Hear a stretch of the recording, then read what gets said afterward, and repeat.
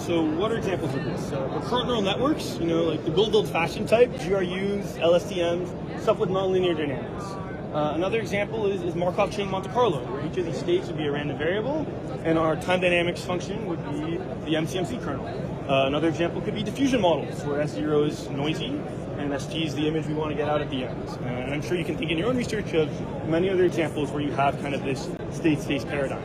And the problem was, until relatively recently, people thought that this was inherently sequential. And you can't really blame them for thinking that, because it literally is a chain. It literally has Markov properties. But there was some really beautiful work by Lim et al. In 2024 and Monte Carlo in 2023, where they recast the problem from sequential evaluation to an optimization problem. And the idea is that instead of stepping through one by one, which is the O of t, what we can do is we can make a guess over the entire sequence length, which is going to be wrong, because we kind of pre-fill it with random noise. We make some sort of random guess over the sequence length, which is totally wrong.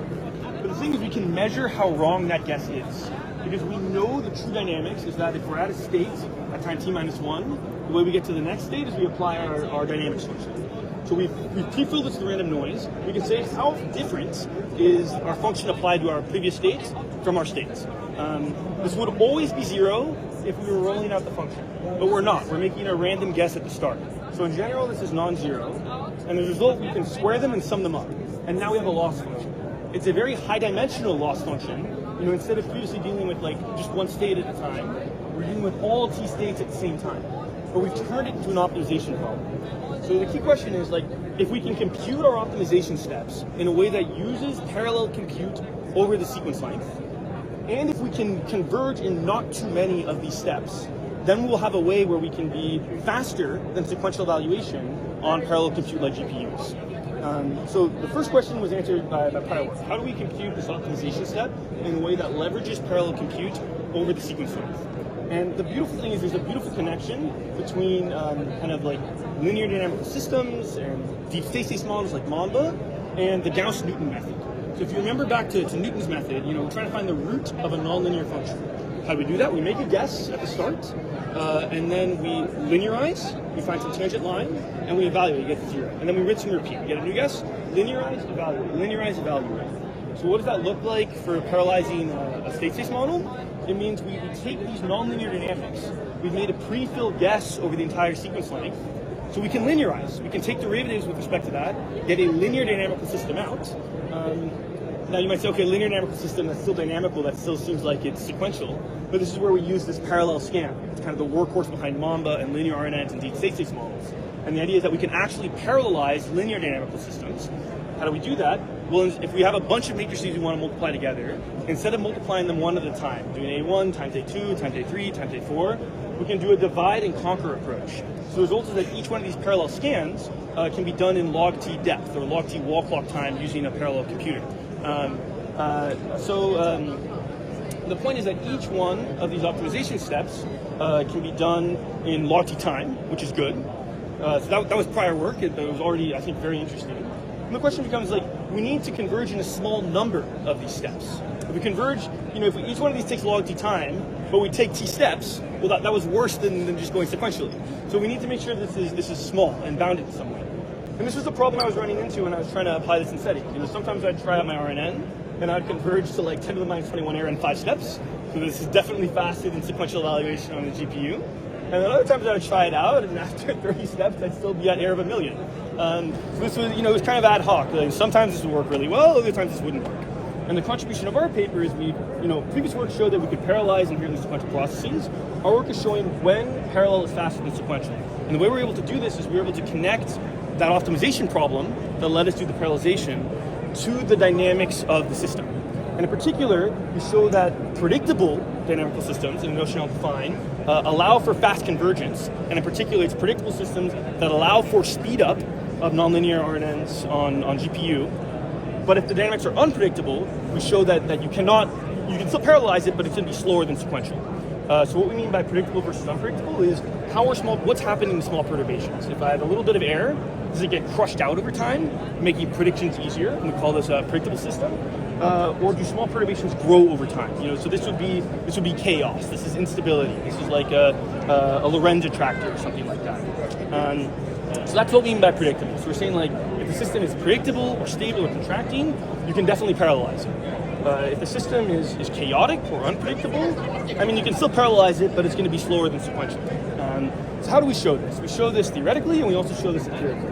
To show this theoretically, we need to connect the property of the dynamical system to the resulting loss function.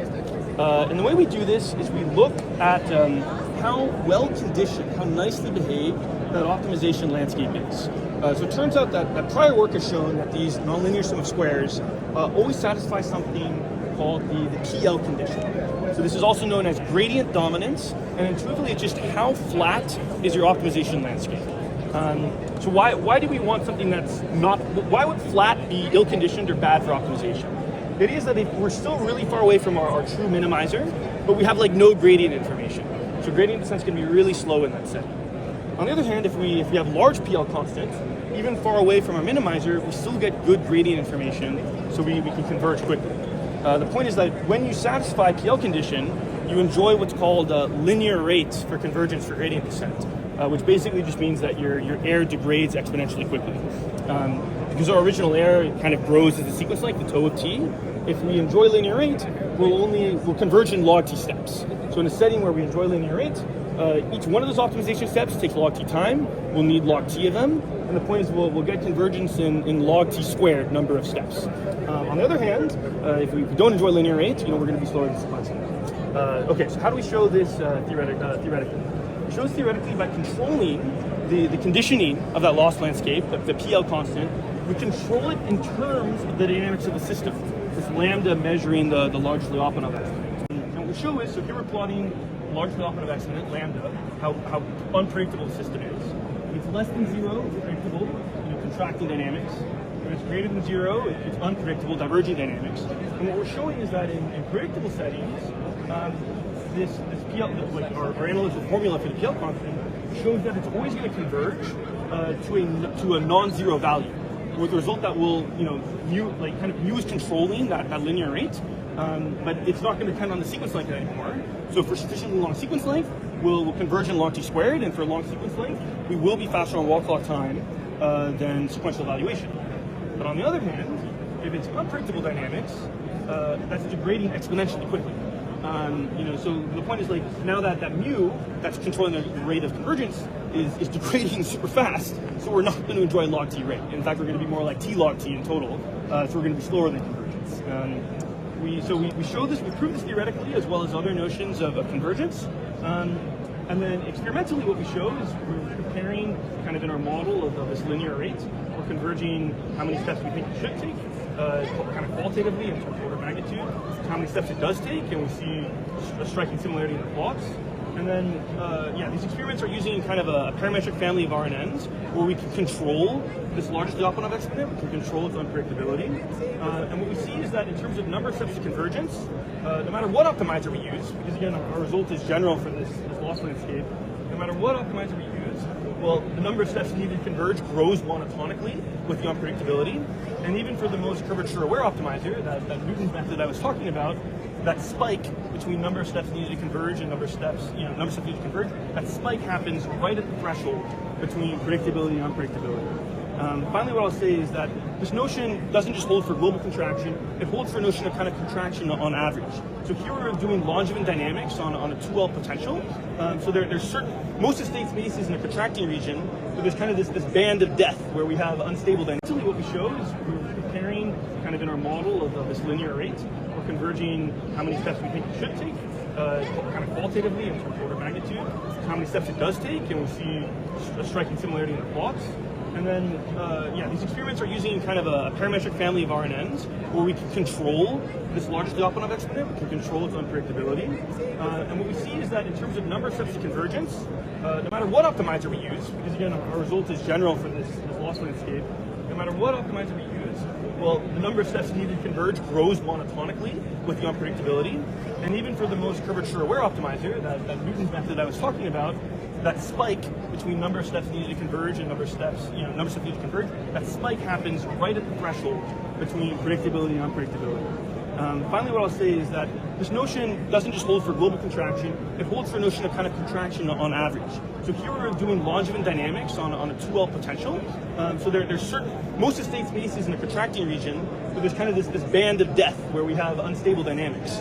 But the point is that because the trajectory is spending most of its time in kind of stable or modal regions, the large Lyapunov exponent is still negative. So on average, it's still a stable system. And when we plot the number of steps needed to convergence, we observe that log rate in steps to convergence. This is really interesting because this kind of provides motivation that, this is longevin dynamics on 2L potential. It's kind of a simple form of Markov chain Monte Carlo on a 2L on a multimodal objective. And this kind of provides a suggestion that Markov chain Monte Carlo might be contracting, it might be parallelized, and that's exactly what my collaborators did at poster 608. So if you go over there, they show how you can parallelize Markov chain Monte Carlo over the sequence length using these parallel Newton methods. We're still working out the details, but while we can prove that MCMC really is contracting if we do like longevin dynamics on a log concave objective. We're still working out the full story, but in general, this is evidence that MCMC may be contracting and can be parallelized in general.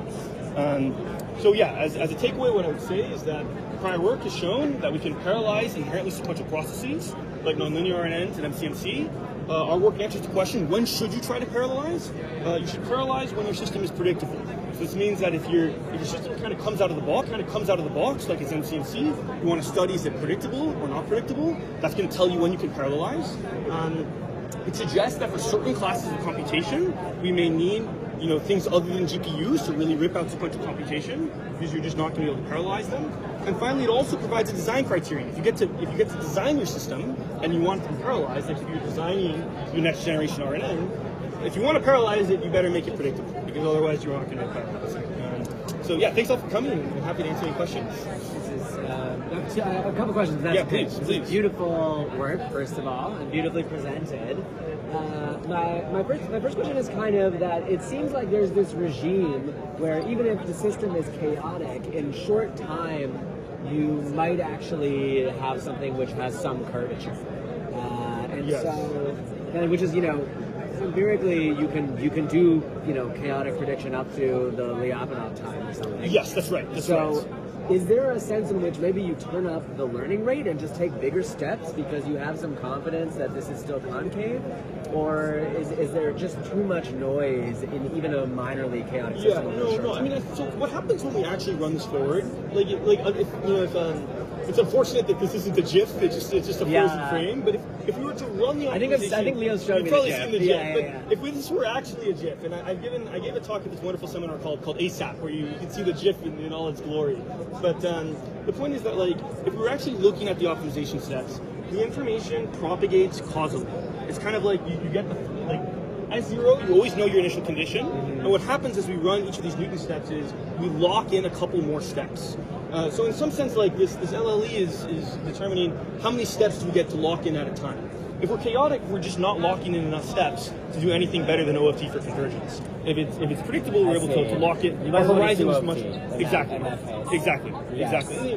This is converging in 30 steps. It's not 100 steps. But still, if you were to start scaling it out over T, it would grow as OFT, and that's just not acceptable for being sequential, which is also OFT. Yes, interesting. Is there a sense in which it might be okay to predict the climate but not the weather kind of thing for a chaotic system? Other people suggested that. Yeah. I think it's a great idea. We haven't done it. I think it's a great idea. I think some notions of multi-scale or multi-resolutions of predictability is an excellent idea. We haven't explored it, but yeah, I mean this would only hold for kind of this next step approach. If you're able to do maybe multi-scale like the oak architecture from Rich Sutton, that could be. I think that's extremely interesting for the future. Yeah. I agree. Super cool. I'm gonna take a picture for Leo. Thank you. Yeah, absolutely. Is predictability